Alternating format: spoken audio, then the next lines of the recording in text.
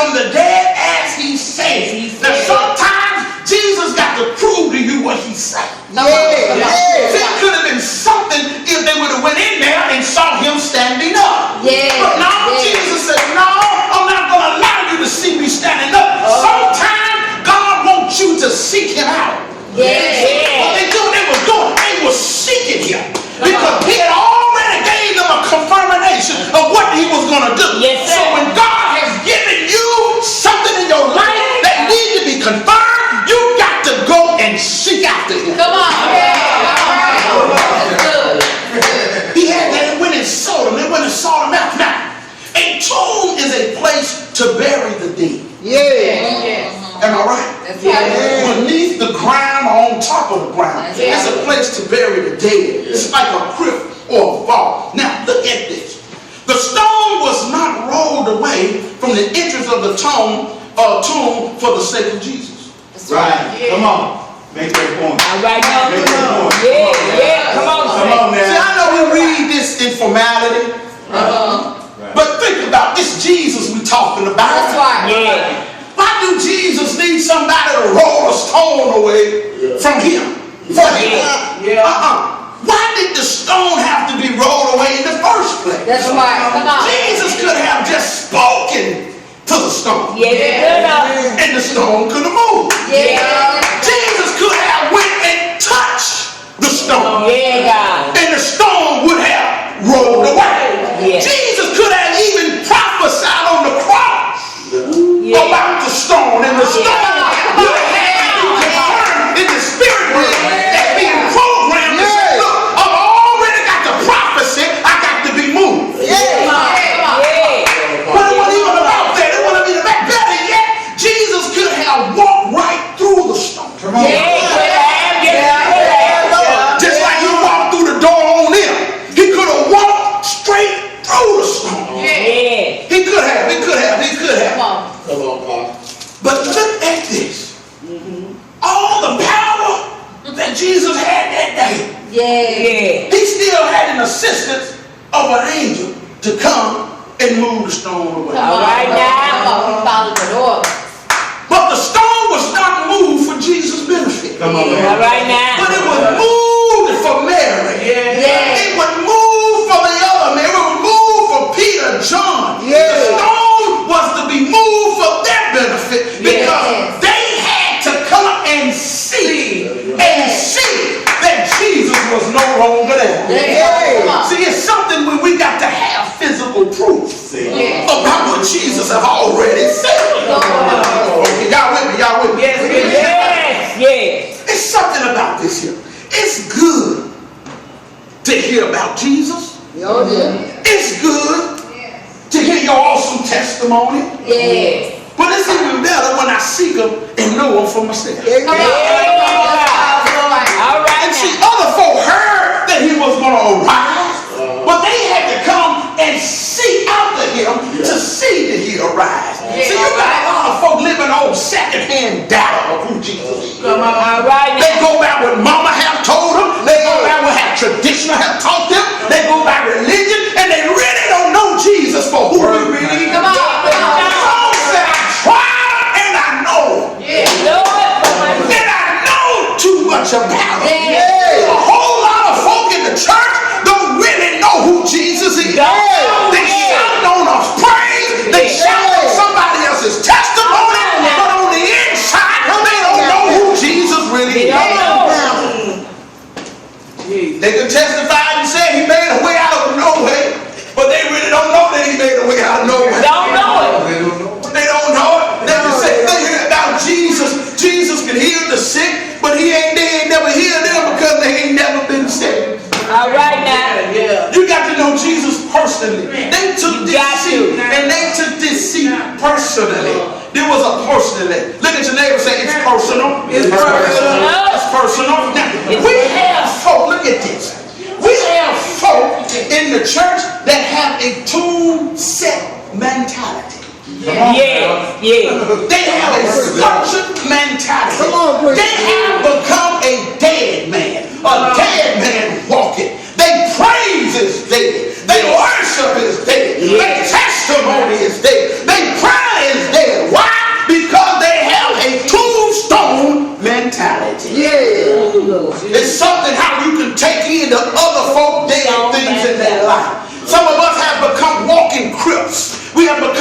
walking graves because we have allowed folk to dump stuff in our lives. Yeah. Come on, Papa. And now we're walking around like the scripture says as dead men. Look at your neighbor and say, neighbor, get ready to arise. Prayer Ted. They need Jesus to do something for them. Even though this event took place over thousands of years ago, guess what? God is still rolling back stones. It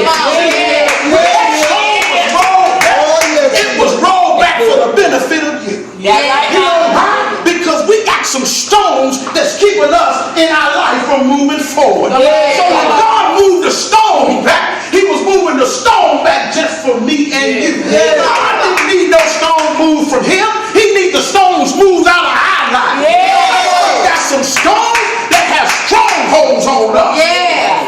And we need them stones moved out of our lives. Am I right about it? We got some stones need to be moved. God is still able to roll some stones out of our life. Many folk in the church are spiritually trapped in a tomb. And in order to get out of it, you got to move forward. There are some stones that need to be rolled away. Even in the church, we are dealing with some stones. We are dealing with some headstone folk that's dead, walking around with church attributes, but zombies in the spirit. Man, it's good. It's good, man. I know I'm right about it. Yes, you In are. order for us to move forward in our lives and to receive the blessings of God, God has to move some stones that we are carrying. And one of the stones that we are carrying in the church that is in our way is the stone of unforgiveness.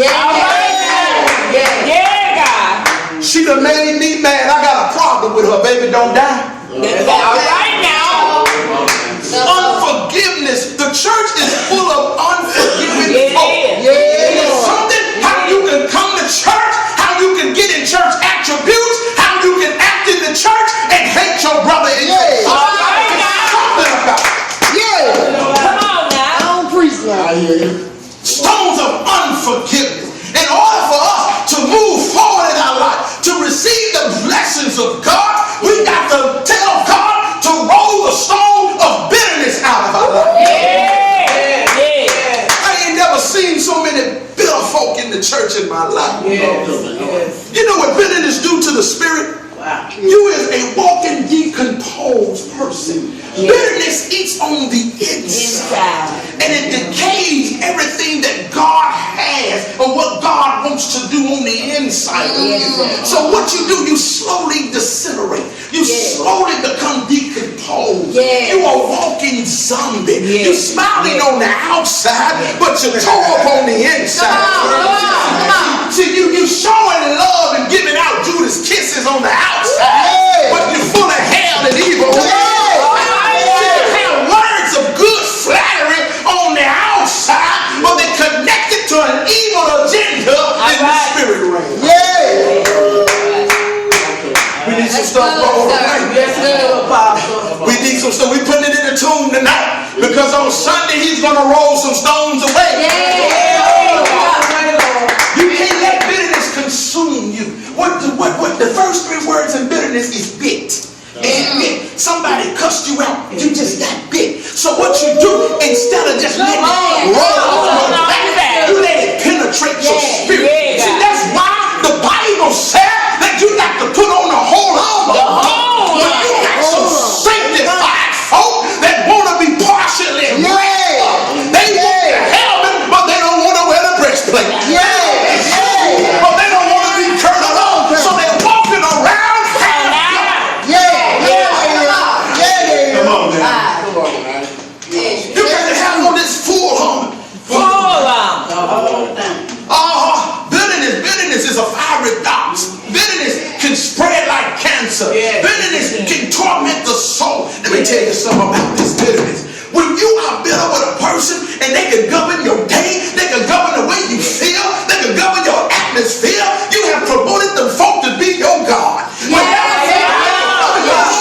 Change the way you feel, and if you up here one moment and when they walk through the door, you down here, you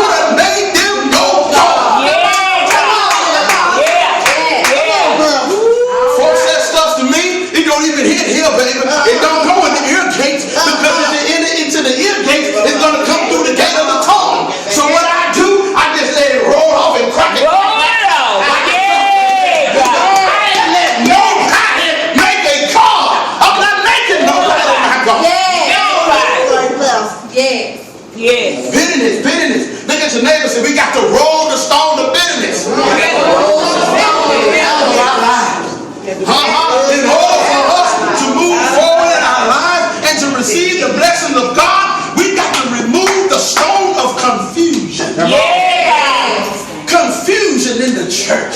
Yeah. Confusion on the prayer board. Confusion in every auxiliary. Let me tell you the key to confusion. Mind your own business. Mind your own business. If you walk in your own lane, you don't have to worry about having a wreck. Mind your own business. You the right to pray. You don't have to come over here and be an usher. Just pray and let her usher. Mind your own business. Mind your own business. Well, he ain't doing it right. You know, Pastor Kaufman ain't running the service right. Well, God ordained him, that appointed him that day to run the service. Let him run it. Mind your own business. When God appoints you to do it, then you do it the way God has told you to do it. Yes, right. Yes. Look at your neighbor, say, neighbor. Mind your own business. That's a word. The stone of confusion needs to be rolled away. In order for us to move forward in our lives and receive the blessings of God that He has for us, we got to get out and tell God to roll the stone of depression away from us. Yeah, God. Just depressed about everything. Everything. Ooh, don't even know. God said, take no thought for tomorrow. He said, don't worry about it. You got animals got more sense than you got. You got animals more savor than you. Ain't never seen so many folk worry about today, worry about tomorrow, then worry about life. If the birds don't know where they're going to lay their head, and they already know they're going to have a nest on tomorrow. All right, If you're going through some stuff, all you got to do is have faith like a bird. Just keep whistling and flying, because you know God is going to make a way on tomorrow. It's something how you abort your tomorrow. Yeah. You know what you're doing? You actually is violating an act. You're violating the principle. God said, take no thought from tomorrow. No That's thought for actually tomorrow. a commandment. Yes, it because is. what are you doing here? It's working in the spiritual realm. When you take a thought for tomorrow, what are you doing? You aborting what God has already put in place. All right now. And what you're doing, you still taking the past into the future. Make it And see plain. what God is saying, that tomorrow has its own promises. It Yeah. has its own things that you have to encounter. But if you keep dragging the baggage from your yesterday into your today, and then proclaim it into your future, then I can't work with the work that I want to do. And see what you does when God got a blessing for you on tomorrow, you abort that tomorrow and you put it up to the next day. My God. So you can't never catch up with the blessing because you keep keeping up with the cursing. All right. You got to learn to let tomorrow be tomorrow and let your today be your today. And don't worry about what's behind you. Don't worry about that. You can't do nothing about it anyway. No way. So why you worried about it? All right. Why you depressed about it? Right. If He told you take no thought for tomorrow, take no thought for tomorrow. They gonna cut out my life, let them cut them off. I'm gonna think of a way to do something, but I'm not gonna take it into my tomorrow. Come on. Yeah. He rolled the stone away. Yeah. For depression. In order for us to move forward in the things of God in our life and to receive the blessing that God has for us, we got to ask God to remove the stones of hate. Yeah, The stones of racism. Yeah. The stones of spiritual bigotry and prejudice. Come on. We got to ask God to move these stones out of our lives. Yes, God. It's something how folk can't go to other folk churches and get from God. Yeah. God is in every place. Every place.